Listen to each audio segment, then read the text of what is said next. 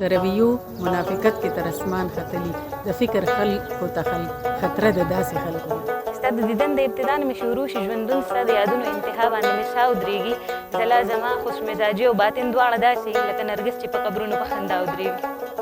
د خیبر پښتونخوا په پیښور ښار کې د زنانو یو ادبي غونډه وشوه د خویندو ادبي لښکر په نوم چې په دې کې په ګڼ تعداد زنانو شرکت وکړو او په دې موقع زنانه د خپل زړه بیان د قلم په ژبه لیکلي رازونه هم بیان کړل. د کور ښکلا یمه ځلا یمه رڼا یمه زه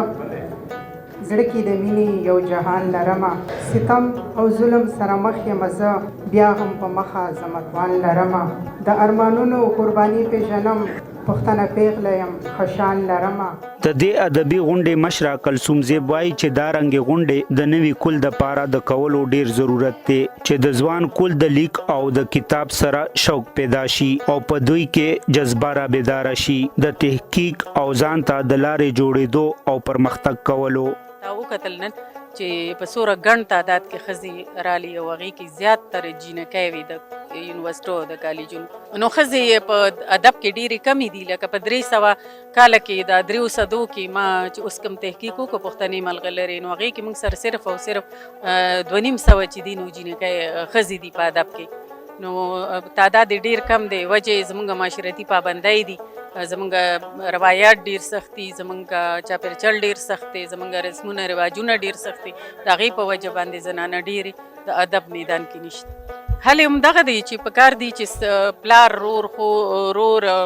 خاوند زوی د ښځې سپورټ کړي او حوصله ورته ورکوي اعتبار پې وکړي اعتماد پې وکړي او حوصله ورته ورکړي ملاتړ یې وکړي نو هله به دی راځي او هله به میدان ته راوځي او هله به خپل د قلم مبارزه چې دا جاری ساتي. په دې ادبي غونډه کې زیات تعداد د جینکو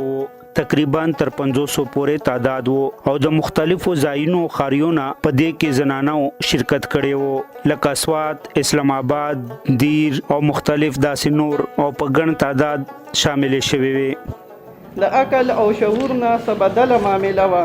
دا توی حقیقت کې که ګمان راورېده د جبر زندگی وه او د ظلم معاشره وه زمړوم په ډولۍ مې سره ګلان راورېده. په دې ادبي غونډه کې فاطمه ګل هم برخه اخیستې وه او وایي چې داسې غونډې کول ډېر ښه قدم دی. دوی وایي چې زنانه هم د سړو سره اوږه په اوږه سفر په وړاندې تللی شي که چېرې زنانهو ته موقع ورکړي شي که تعلیم وي که هنر صرف دوی ته د حوصله افزایي ضرورت دی. زه وایم چې زما په خیال باندې دغه ښه قدم دی او پکار دی چې همدغسې د معاشرې دپاره د ښځو د حقوقو په لړ کې دغسې قدمونه نور هم واخیستلی شي. د خویندې ادبي لښکر خال د طرفه دغه راجوړه شوې چې کومه غونډه یا نن ټولنه وه نن پروګرام و نو دې ته په ښه سترګه باندې ګورم یو مثبت قدم دی د پرمختګ په لور د جینکو دپاره د زنانو دپاره. هغه زنانه کوم چې په کورونو کې ناستې دي هغوی کې صلاحیتونه دي هر چا کې الله تعالی یو نه یو صلاحیت پیدا کړی بیا خصوصا زموږ ښځې چې کومې دي نو هغوی تر څو پورې چې په معاشره کې دومره نه راغلي چې سړو سره اوږه په اوږه لاړې شي نو موږ هغه عمره پرمختګ نشو کولی کوم چې ترقي یافته کامونو کړي دي یا ممالکو کړي دي. په دې غونډه کې اباسین صاحب هم شرکت کړی و او د ځوان کل دپاره یې د داسې ادبي غونډو کې شرکت کولو ښه قدم اخیستل او ځوان کل ته یې د حوصله افزایي داد ورکړو. انشا خان سواتی وایي چې زه د کالج طالب علم یم وایي چې په داسې غونډو کې حصه اخیستل ډیر ضروري دي. په دې کې ډېر څه مخې ته راشي چې موږ ته پته نه وي.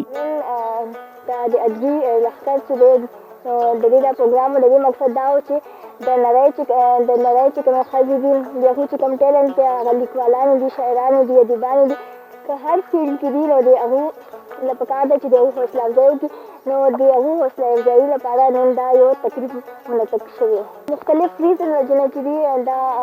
ښځې زنانه لیکوالانې دي شاعرانې دي ادیبانې دي دې کې مختلف فیلډ کې دي صرف په ادب کې نه په هر فیلډ کې دا وروسته دي ځکه دوی سره چې دی سپورټ نشته پکار ده چې دوی سره سپورټ کړي او دې کې بل د تعلیم کمی دی عمراني شعور کمی دی نو داسې پکار ده چې دا زنانه ښځې چې دي دوی له زنانو له چې دی سپورټ ورکړي او د دوی دا ټیلنټ چې دی دا دوی له سپورټ کړي نو دا شانې به چې دی دا به ډېر ښه په مخه راشي. او نن چې دا کوم پروګرام نو دې کې موږ ته دا وښودل شول چې دغه زنانه چې دی هر فیلډ کې چې دی په مخه راتلی شي او دا هیڅ اخیستلی هم دي. په دې ادبي غونډه کې شاعرانو ادیبانو خپل تاثرات وړاندې کړل او د پښتو ژبې سره د مینې محبت کولو او د کلتور څرګندونه هم کړه. پښتنې مېرمنې ډېرې تکړه دي. تاسو د پښتنو تاریخ چې راواخلئ تر ننه پورې چې دا څه کېږي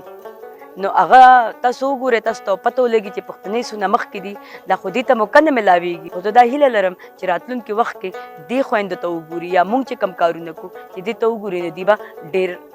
ډېرې جینکې به مخکې راشي. او البته دا ماته پته شي چې دې شمېره وکړم خو ډېرې زیاتې دي جینکې په هر فیلډ کې دي، که هغه د ساینس فیلډ دی، که هغه ادب فیلډ دی، که هغه د لیکنو دی، که هغه د سیاست دی. پښتنې مېرمنې په نړۍ کې د چا نه کمې نه دي. د داشان محفلونو کولو مقصد دا دی چې زنانه یوازې د کور کارونو د پاره نه ده، دوی هم د ملک او قوم پرمختګ کې اهم کردار ادا کولی شي.